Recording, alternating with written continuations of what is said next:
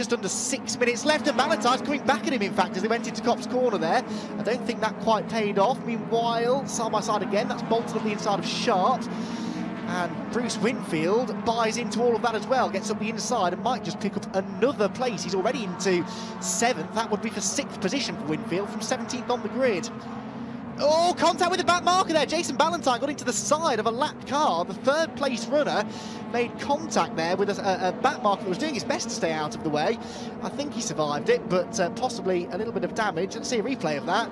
Yeah, just as they disappeared out of shot, the back marker tried to cut across to a late apex, and Ballantyne was there, and that car is crabbing its way down the back straight now as the rest of the top 10 file through.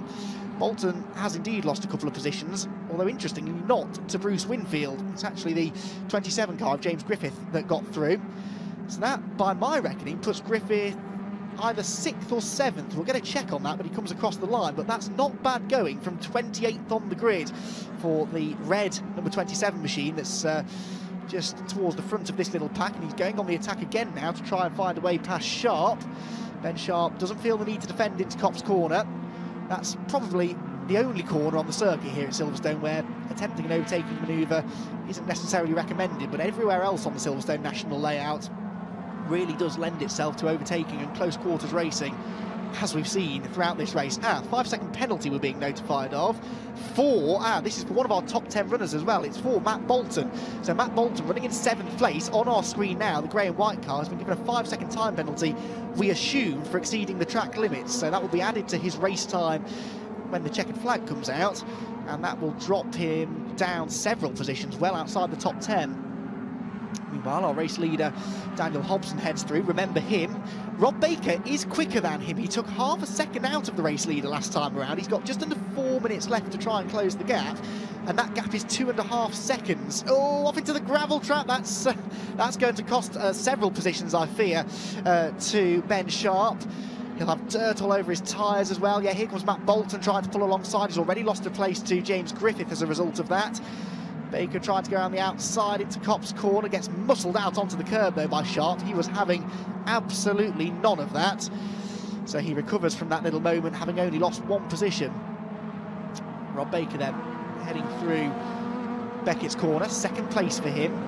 Actually lost a couple of tenths to the race leader last time around, so the gap's gone back out now to 2.7 seconds. He makes his way down the back straight. There's the man he's chasing. That is Daniel Hobson, who has taken full advantage of the reverse grid race in that he started 4th, having finished 7th in yesterday's race. But such is the competitive nature of the Cox Motor Parts Civic Cup, drivers that are finishing towards the back end of the top 10 are equally capable of winning races when the opportunity presents itself. Look at all of this. We've got Winfield there at the inside gaining a position. Daniel Reason, the black car there, our race 1 winner, is trying desperately to get involved but does not want to damage the car and ruin what has thus far been a good weekend. A wing goes flying. Reason gets up the inside there of the 104 car. This is all getting very close indeed. Dan Chapman, that is, that Daniel Reason is trying to get past. We've got DL and Buki in behind. David Buki as well, who's made some good progress up the grid. And they're all about to descend on Copse Corner together. Daniel Reason on the inside line, trying to find a way through, but Chapman holds sway on the outside line. Reason sideways.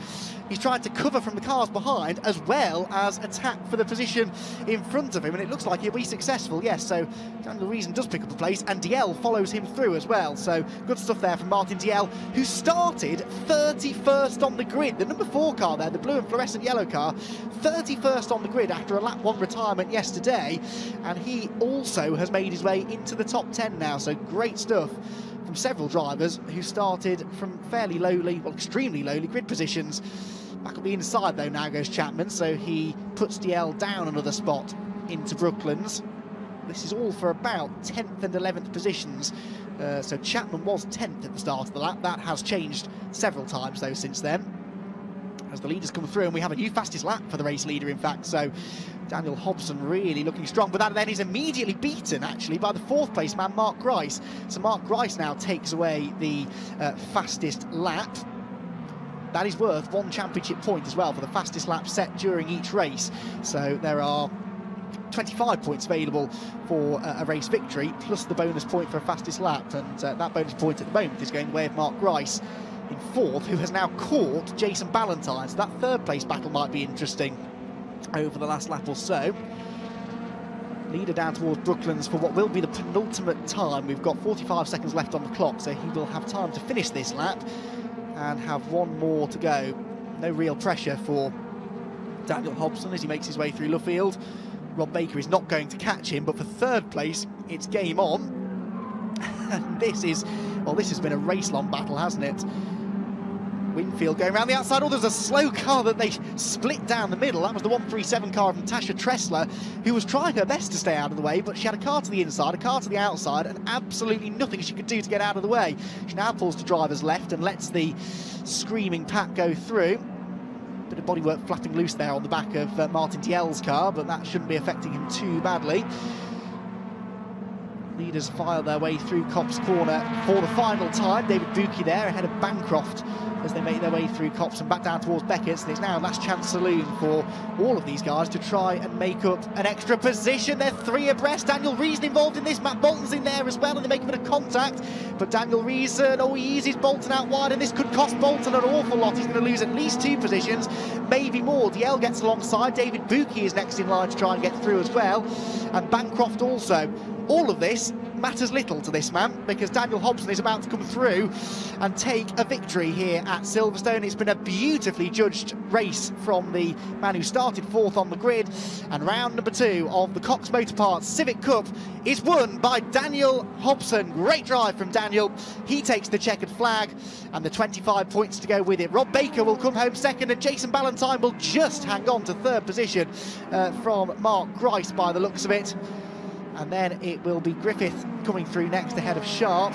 The battle's running right the way to the checkered flag, and you can see here again that everywhere throughout the field there are battles going on, and they're usually multi-car packs of cars heading through and changing position pretty much lap by lap.